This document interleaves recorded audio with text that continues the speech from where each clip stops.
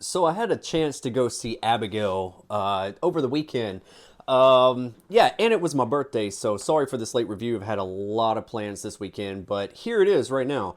Uh, I knew I was going to like this movie. I knew it was going to be a film that was going to be, good. I had no doubt in that because of everything that Radio Silence has put out with the ensemble cast, and everything I've seen about it. It's just been like it just looks like a fun, good time, and it's old school vampire horror that we don't get a lot of that nowadays. And I hope this like brings that resurgence back just the way that Halloween 2018 did for the slasher genre. And so, yes, I love a good vampire flick, and this movie, it succeeded my expectations. I knew it was going to be good, but it turned out to be fantastic. I absolutely love this movie. I mean, I don't even know if I have any flaws. I need to see it one more time, but it went places that I didn't expect it to go. I kept thinking that it might end soon or something, but it just kept going and going and going. And the cast. Let's talk about the cast for a minute. With Melissa Barrera pretty much being the lead, and you got Dan Stevens too. I would say those are the two main lead. Catherine Newton, she does a fantastic job. She gets a lot of screen time. So does everybody else. The kills in this movie are so gory and fun and great vampire horror. And this girl right here, the girl that plays Abigail, I mean, I don't know much about her. I did not see the Matilda show on Netflix, but apparently she was Matilda in the Netflix show. She was fantastic. I would have to say, like, she had the best acting performance. This isn't an easy task to tackle here. There's a lot of like physical acting on top of just her switching from this sweet innocent girl to this malicious like entity. Like it's nuts. It's nuts. She's by far going places. I want to see more of what she can do. With Radio Silence, they've always put good films out. They're not directing the Scream 7 that's coming out, and Melissa Barrera isn't going to be the lead. All the controversy around that, but here it shows that she is still a leading lady, and Radio Silence has put out another one that's just a good popcorn flick. The cast is just gold. The way the chemistry they have with one another, them bantering back with one another. There's a lot of humor in this, but it's not like overdone like a spoof or anything like that. It's very well written. Guy Busick, he was a writer on this. I can't recall the other writer. I have to look it up. But there's just a charm about this movie. That's all I can tell you. And if you liked Ready or Not, you're gonna love this movie because there are like elements you kind of feel like, okay, yeah, we're kind of like it's kind of like Ready or Not, just a different type of setting and a different situation. The house is awesome.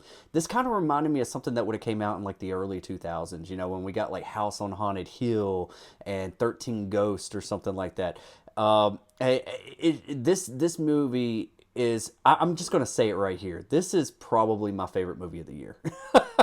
I'm not sitting here and saying it's like Shakespeare or anything like that. This isn't Hamlet. This is just my type of movie. And there, there's little aspects like you're kind of like, ooh, that's a little bit of Evil Dead there. We got some good, just I can't rave enough about how much you need to go see this movie. Go support this movie. I would love to see a sequel. If I had to say anything negative about the movie, even though we were in a house, there were a couple times I was like, okay, this feels like a set, like they're just running, like they're not actually in a house. Sometimes I felt like they were just like running from set to set or something like that, and that's fine because the set design was awesome, and the climax of this movie, it like I said, it goes in places that I didn't expect, but I actually liked it. I didn't think it was too over the top. I thought it was actually really cool and well done.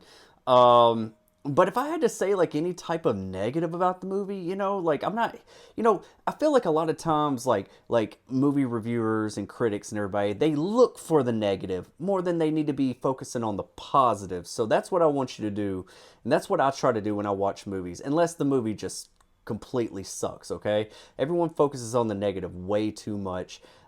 This is a fun movie. If you've seen the trailer and you like that tone, you're gonna like the movie. It's better. I thought everything we saw in the trailer is everything that we were gonna kind of get, but for the most part it is. But it's got some really creative and unique surprises up its sleeves. So yeah, go check it out if you want some good gore. You like that vampire horror. It does feel like coming off of Megan or something like that. It seems like this might be a new trend that they're doing.